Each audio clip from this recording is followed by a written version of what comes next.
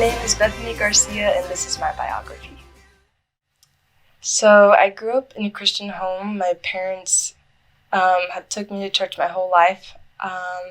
I've seen them following Jesus with their lives, and not only have they taken me to church, but they've shown me what it means to follow Jesus. And specifically, they've been running an organization called Young Life in my community, and it's actually the way that they came to know the Lord. So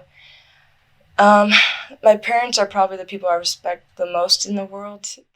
So growing up, I was homeschooled until I was 8 years old, and I would say until that point in my life, I totally believed in God. I was like, yes, I love Jesus, like as an 8-year-old little girl. Fast forward to about 7th grade, I was really just hanging out with the wrong people, and that's the first time that I started to see the effects of my selfishness in my own life, and especially on my family and friendships. And I don't think I told the truth to my parents for about 2 years.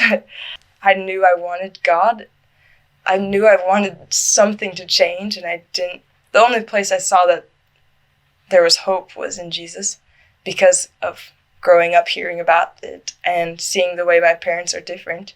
So that summer, my mom said she'd take me to camp if I could get 2 friends to go. So I texted everyone I knew. I was like, please, like, I just want to go to this camp. It's fun. And so I had 2 friends that ended up going. And so I went to camp, and I heard the same things I had heard my whole life, but that was the first time I understood it, because that's the first time I realized I don't deserve that kind of love. So my 2 friends that came to camp, they are still some of my best friends 6 years later. They also decided to follow Christ, but that was probably after about 4 years. And so their names are Lauren and Sydney, and we went to camp together for the next 5 years after that, and started inviting all of our different friends and just kind of going through life. We do something called Campaigners in Young Life as well, which is basically a Bible study every week. So we'd meet every Friday morning before school with our Young Life leaders, and they just became my sisters. And it started with that camp. I think I've been learning a lot of, like, is he truly enough when he is all I have?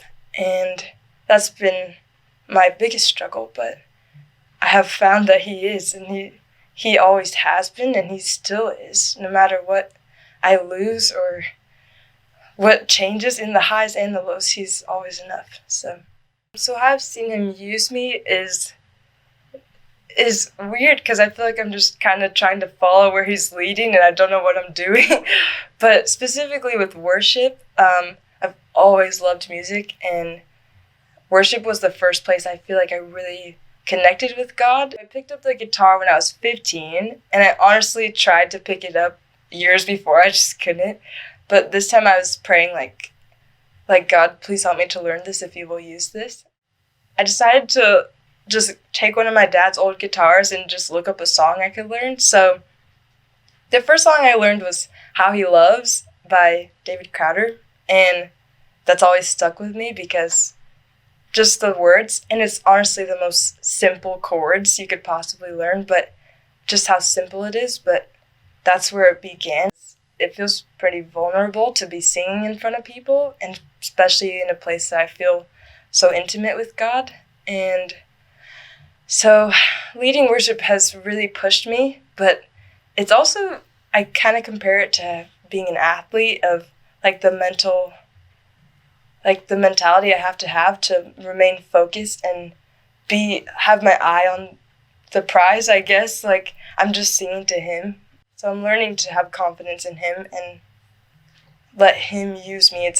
He doesn't need us to serve him, but he lets us be a part of it. So will I let him use me? Yeah.